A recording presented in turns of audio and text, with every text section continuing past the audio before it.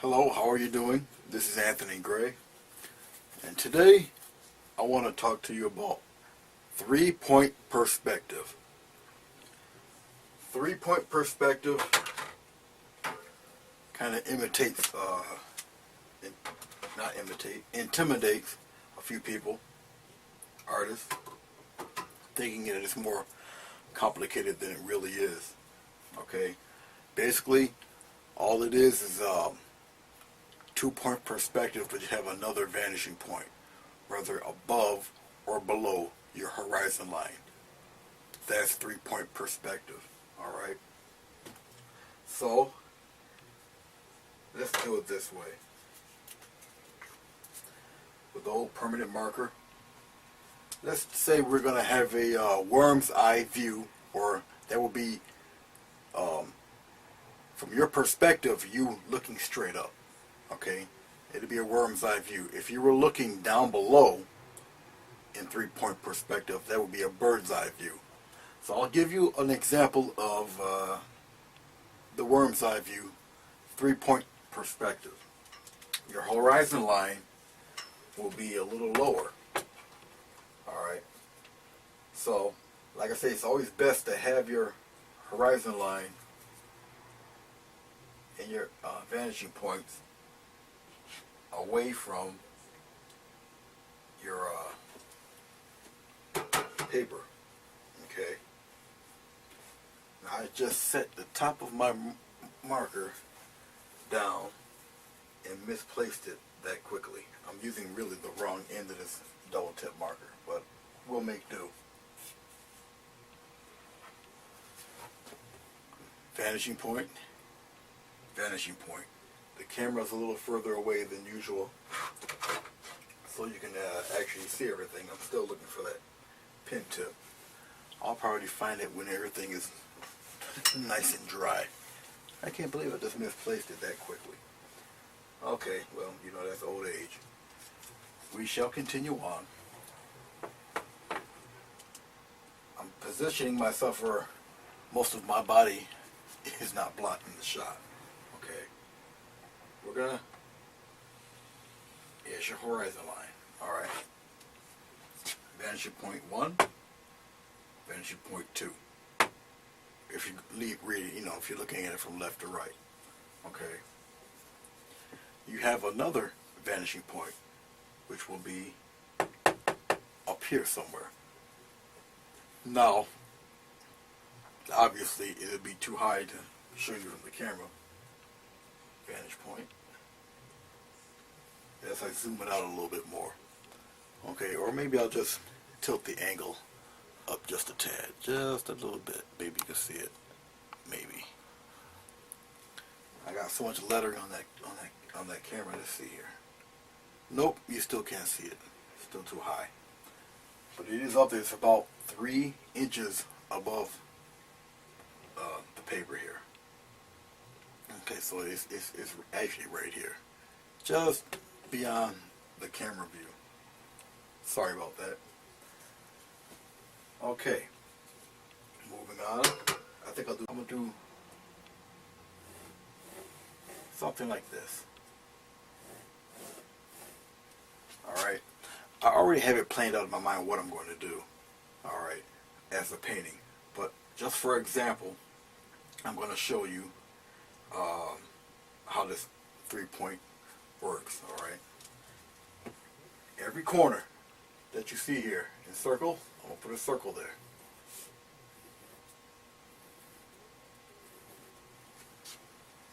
That will be the top of whatever. You go to your third vanishing point.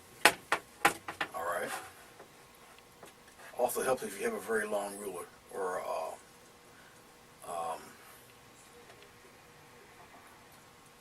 what do you call it? Yardstick. We're going to start from here. There's the point. Let's go downward. Here's the other point. Go downward. Here's the other point.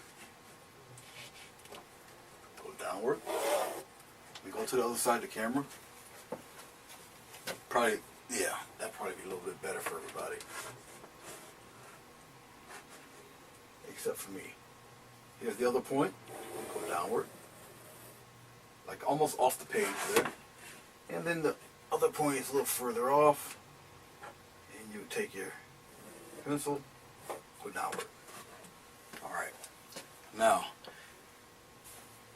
you already see, your mind's eye puts it together anyway. But you can already see, if these were buildings, okay, your buildings, how shall I put that?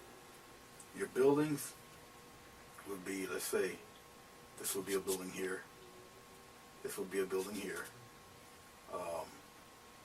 And maybe a building right here. Okay. Your windows would go accordingly.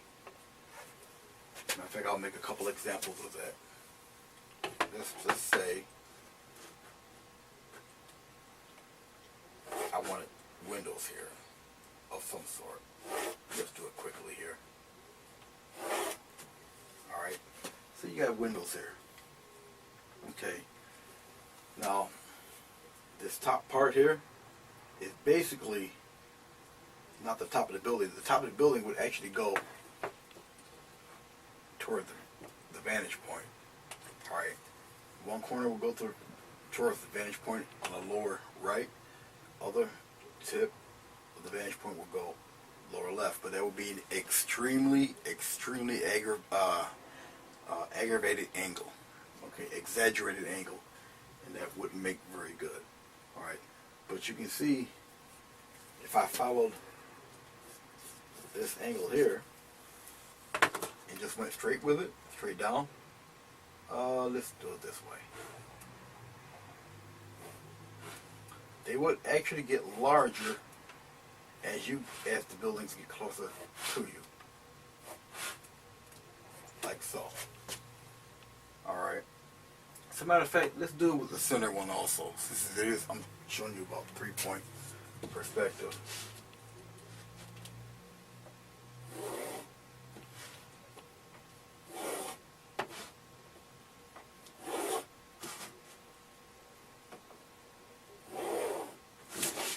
Okay. Now, with the angle being pretty much straight, horizontally across, windows will get smaller on the top, and gradually as you go downward, they would just get larger and larger because they would be coming towards you. Okay, gives the illusion of a lot of height, like so. They will be smaller here, larger toward the bottom. All right, same thing would apply here, and it would apply here, following that angle. Alright, so for buildings, 3-point perspective, if the sidewalk was right here, and you're a little guy, you're looking straight up. It was a horrible arrow. Looking straight up. Okay? That's basically what your worm's eye view 3-point perspective. You got your horizon line, vanishing points, A and B, but you got your vanishing point number 3. Alright. Now, if it was a bird's eye view, this would be turned literally upside down. Your horizon line and your vanishing points would be up here. Alright, left and right.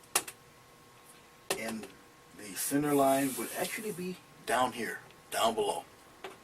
And you just do it in reverse. Okay?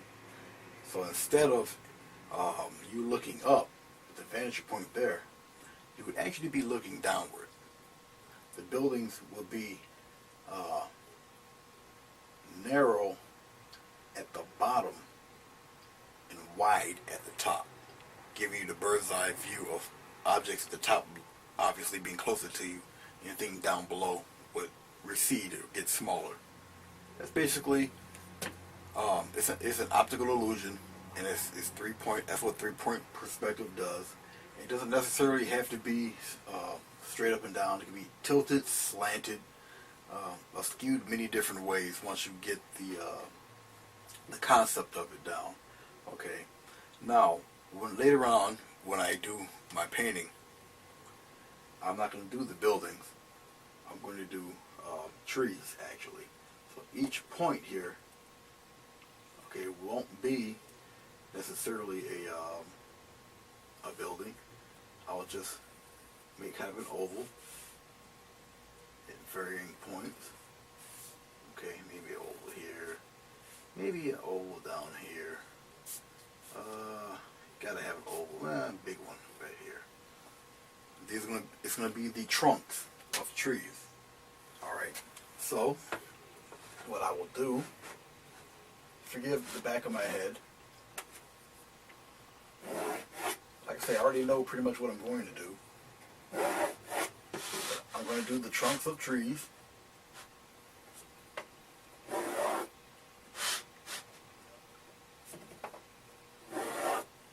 Alright. I have one down here. Now these I could have done in permanent marker, because I'm just going to paint over them anyway, and it really wouldn't matter.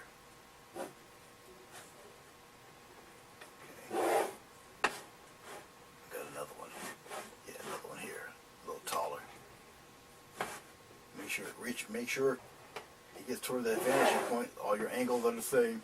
If not, it will give you away, because something your eye will tell you is not quite right. Okay. Very important. Now, as you see, if I just put X's in them so you can see where they are.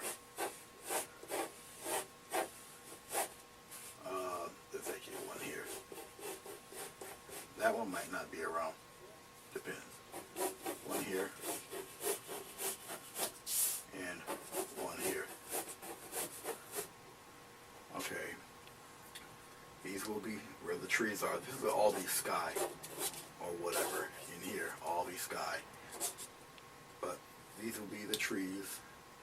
At least the trunks. I'll have branches going all over the place. Stuff like that. There's some sunlight and everything. It'd be a really bright type of painting. But like I said, this is just an example to show you about 3-point perspective. And as a matter of fact, let me show you something real quick, because like I said, I'm gonna paint over it anyway. But if I wanted to do a real quick sketch of something in 3-point perspective for you, let's start with something maybe this tall. Okay. And I will make the angle here, a small one. I'll make the angle here to the left, small. Okay. Now instead of going straight up and down, no. You take your third vanishing point, it would go at an angle. All 3 points will go at an angle. Like so. Okay, so if that little guy was still standing there, one, he would be much smaller. Okay. But as you can see, the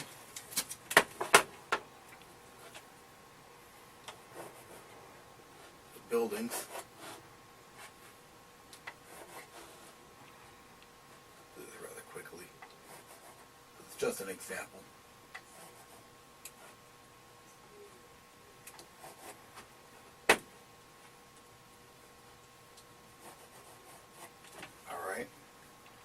I'm going the other side. The way this camera is positioned, the way I'm positioned, I don't really want to have my back towards you, but I just want to make sure you understand this. And plus, drawing vertically like this with a leveler, it's not the most comfortable thing to do, but what can you do? I'll do one more right there. One more. Aiming downward in that direction. Alright. As you can see, in this example right here, okay, little human, micro skyscraper, but you can see the directions of the horizon line, the direction of no, not the horizon line, the vanishing points 1 and 2, and one number 3 for the building. Now, if I'd have made this taller, it would get smaller, smaller, smaller, and much like these, it would join congruent to the point up above. All right, that's all worm's eye view, 3-point perspective. When I come back, maybe later on this evening at the time of this taping, I'm going to do a painting involving the 3-point perspective. I won't even move the sheet. I'll keep it here. I'll keep this jumbled mess on there and paint right over it, and everybody will see exactly what I'm talking about in ways of 3-point perspective or worm's eye view. So I hope this helps you out a little bit. Like I say, if you have any questions, any comments, let me know. Contact me right on the YouTube channel, or go to my Facebook page, Anthony C. Gray. You see all the paintings and everything. I'm there. And, send me a message there. Either way. All right? Take care. See you in a bit.